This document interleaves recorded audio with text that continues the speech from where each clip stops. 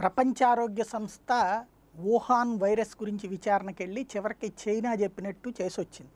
ఏమని అక్కడ ఏమీ లేదు, వుహాన్ కాదు దీనికి కారణం అని. ఆ తర్వాత యువతలకు వచ్చాక అందులో ఉన్నటువంటి ఇద్దరు తేల్చి చెప్పారు, మాకు ఎలాంటి సమాచారం ఇవ్వలేదు, కనీసం శాంపిల్స్ కూడా ఇవ్వలేదు అన్నటువంటి పాయింట్. దీంతో మళ్ళీ ప్రపంచమంతా ఆగ్రహించడం, ఈవెన్ అమెరికా స్వతంత్ర దర్యాప్తుకంటూ మళ్ళీ డిమాండ్ చేయడం, ప్రపంచ ఆరోగ్య సంస్థ మళ్ళీ టీములను అక్కడ మొబలైజ్ చేసుకున్నటువంటి సందర్భంలో ఇప్పుడు వీళ్ళు సీరియస్గా డిమాండ్ చేస్తోంది చైనాని. A World Health Organization panel to demand extensive contact tracing of the first patient of corona virus in Wuhan, which will help find the origins of the COVID-19. The panel also demanded contact tracing of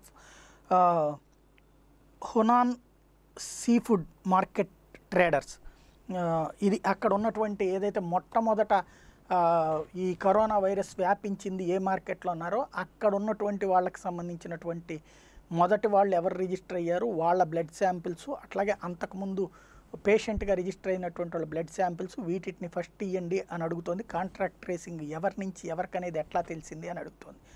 అది China సమాచారం ఇవ్వడానికి నిరాకరిస్తుంది. ఈ నేపథ్యంలో చివరికి ప్రపంచ ఆరోగ్య సంస్థ సైలెంట్గా యువతలకు వచ్చేస్తుందా, లేదంటే కనుక చైనా ఇట్లాంటి మోసం చేస్తుందని అధికారికంగా ప్రకటిస్తే అప్పుడు ప్రపంచ దేశాలు చైనా మీద ఆంక్షలు విధించడానికి వీలవుతుంది, దాన్ని ఏకాకిని చేయడానికి వీలవుతుంది. తద్వారా చైనా ఆర్థిక వ్యవస్థని దెబ్బతీయచ్చు, చైనాకు సంబంధించినటువంటి అహంకారాన్ని దెబ్బతీయచ్చు. మరి ఆ స్థాయికి ప్రపంచ ఆరోగ్య సంస్థ సిద్ధపడుతుందా లేదా అనేది చూడాల్సి ఉంది.